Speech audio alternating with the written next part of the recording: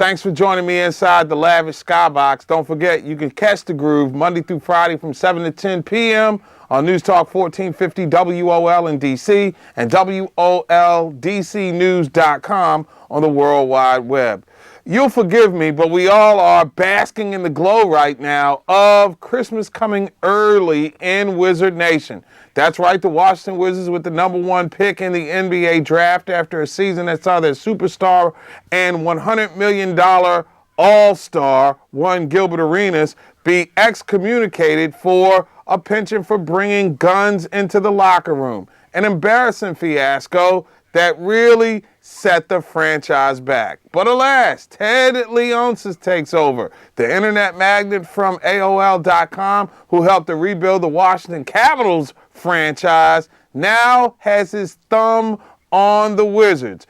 And if you use the Capitals as an example, things look to be moving in the right direction. If for no other reason, then he creates the right vibe. The Wizards winning the draft lottery almost seems like some practical joke that the basketball gods are playing on us. I mean, this can't be real.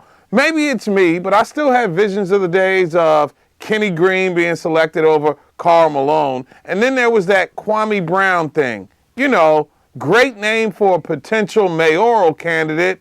Sorry excuse for a #1 pick when he donned the Wizards' colors. Nonetheless, John Walsh in a point guard-driven league could be the key to the Wizards legitimizing themselves and playing deep into the latter stages of March. He's a little bit bigger than Derrick Rose of the Chicago Bulls. He's explosive off the dribble, and there are those who would say he's the fastest player in college basketball, that is, of course, last season, from end to end. My question is he A, committed to winning and being great? With all due respect to LeBron James and Dwight Howard, those dudes seem to be committed more to making movies and selling sneakers and worrying about their off-court personalities than they are at carrying their team to greatness. The Wizards don't need that any longer. We already had one $100 million ball player who was plastered on the side of Verizon Center who embarrassed the franchise. We've also got a general manager who hadn't been the best at picking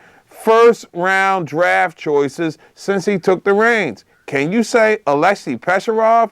Loosely translated, that's Russian for bad first-round pick. Still, the consensus is that John Wall is a no-brainer. So why can't I sign off on this deal? I mean, the kid has charisma. He seems to be smart enough to stay out of trouble. He comes from the John Calipari school of, you guessed it, making NBA point guards who only stay in school for 1 year.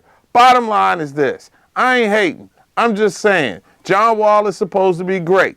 Every time we hear that in these parts, however, it ends in tragic fashion.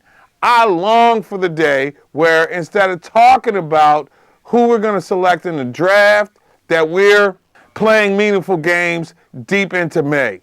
I'd like to see that. And let's hope that John Wall is on the side of the wall for the next 10 or 12 years as the face of the Wizards franchise and not on the walls in the post office trying to avoid prosecution as a felonious gun toter. Remember, you can catch your boy Mark Gray on News Talk 1450 WOL in D.C.